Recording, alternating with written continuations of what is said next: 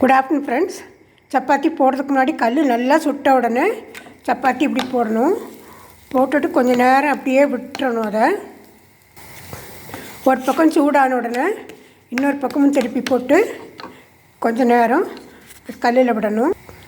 அது கல்லில் இருக்கும்போதே கொஞ்சம் இப்படி ப்ரெஸ் பண்ணி விடணும். ப்ரெஸ் பண்ணுறது ஏன்னா அப்போ தான் அது நல்லா உள்ளே வந்து அந்த ஹீட் வந்து அதுக்குள்ளே போகும். மறுபடியும் திருப்பி போட்டு லைட்டாக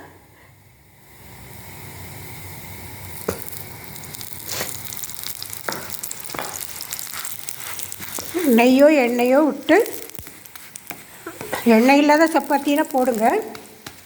இது கொஞ்சம் விட்டோன்னா நல்லாயிருக்கும். போட்ட உடனே அது செவந்துடும் அந்த நெய்யுடைய ஹீட்லேயும் கல் சூட்லேயும்.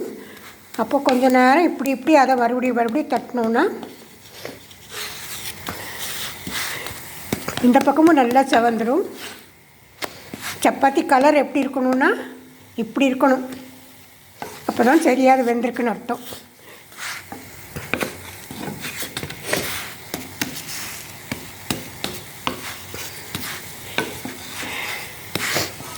அவ்வளோதான்.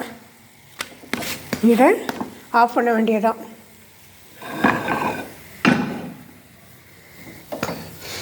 ஏற்கனவே போட்டு வச்சேன். இதுக்கு சுரக்காய், பயத்தம்பருப்பு, 2 பச்சை மிளகாய், பூண்டு போட்டு நல்லா கடுகு உளுத்தம்பருப்பு போட்டு தாளித்து வச்சுருக்கேன். இதுதான் இதுக்கு நான் இன்றைக்கி எடுத்துருக்கிறது. உருளைக்கிழங்கெல்லாம் நான் சேர்த்துக்கிறதில்ல இப்போது.